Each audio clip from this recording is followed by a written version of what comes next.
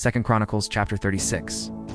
And the people of the land took Jehoahaz, son of Josiah, and made him king in Jerusalem in place of his father. Jehoahaz was 23 years old when he became king, and he reigned in Jerusalem 3 months.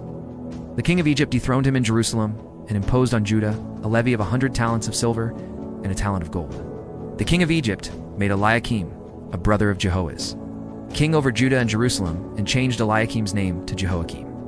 But Neco took Eliakim's brother Jehoahaz and carried him off to Egypt. Jehoiakim was 25 years old when he became king, and he reigned in Jerusalem 11 years. He did evil in the eyes of the Lord his God. Nebuchadnezzar, king of Babylon, attacked him and bound him with bronze shackles to take him to Babylon. Nebuchadnezzar also took to Babylon articles from the temple of the Lord and put them in his temple there.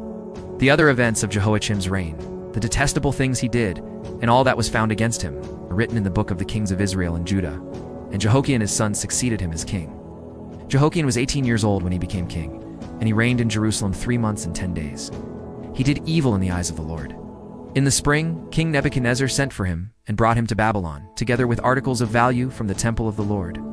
And he made Jehoiachin's uncle Zedekiah king over Judah and Jerusalem. Zedekiah was 21 years old when he became king, and he reigned in Jerusalem 11 years.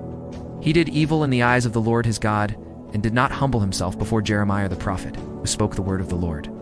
He also rebelled against King Nebuchadnezzar, who had made him take an oath in God's name. He became stiff-necked and hardened his heart, and would not turn to the Lord, the God of Israel. Furthermore, all the leaders of the priests and the people became more and more unfaithful, following all the detestable practices of the nations and defiling the temple of the Lord, which he had consecrated in Jerusalem.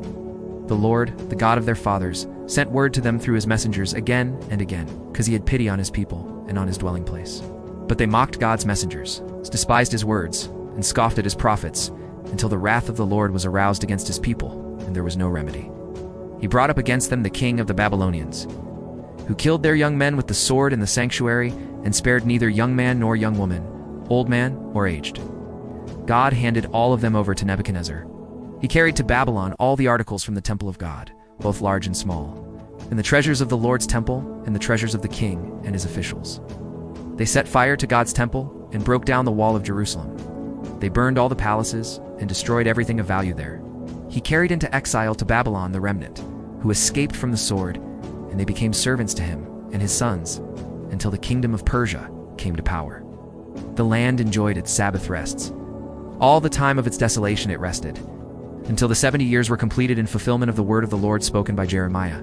In the first year of Cyrus king of Persia, in order to fulfill the word of the Lord spoken by Jeremiah, the Lord moved the heart of Cyrus king of Persia to make a proclamation throughout his realm and to put it in writing. This is what Cyrus king of Persia says: "The Lord, the God of heaven, has given me all the kingdoms of the earth, and he has appointed me to build a temple for him at Jerusalem in Judah. Any one of his people among you may. The Lord his God be with him, and let him go up."